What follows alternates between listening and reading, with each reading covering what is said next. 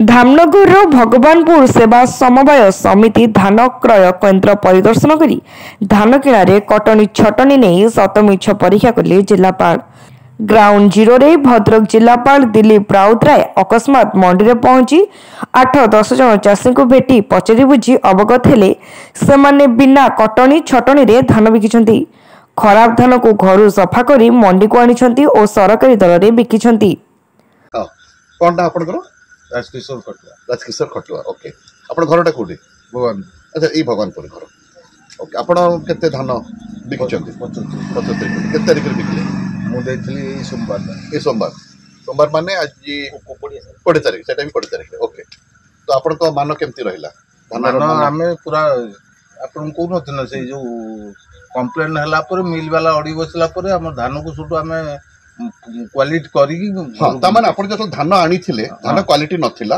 ना मु से तोले आन नथिन से किंतु माने आपण जण खबर पाइले जे धान रो मान जे तो खराब होची कटनी चटनी कथा उठुची तो आमे हम धान ठीक करी के आनिबो आपण धान ठीक करी के आनिले हमर कटिंग हला कटिंग चटनी पूरा ठीक पारे पाइले वेरी गुड ओ सेटा खुशी लागुची तले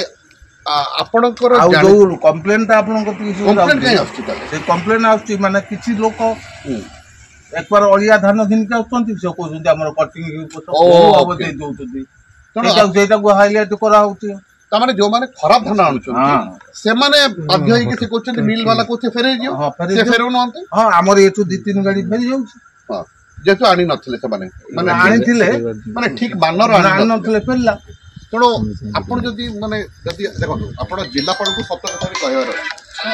बिकॉज आपण जंती डाक्टर को जदि रोग माने रोगी न कहले के हो तेणु आपण मते कहिले जिनसटा तेणु मु विभिन्न जगह कंप्लेंट पाइली बोली सरकार को मते उद्वेग बहुत जगह मीडिया फीडिया रे भी बाहरची जे कटनी छटनी होची तेणु मु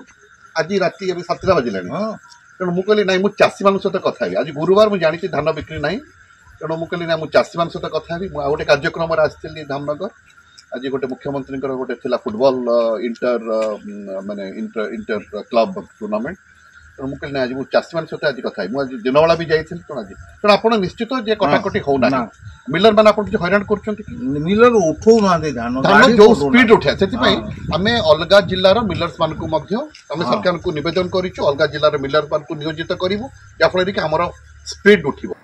भद्रक पुनील कुमार सामंत को रिपोर्ट तीर्थक्षेत्र लाइव।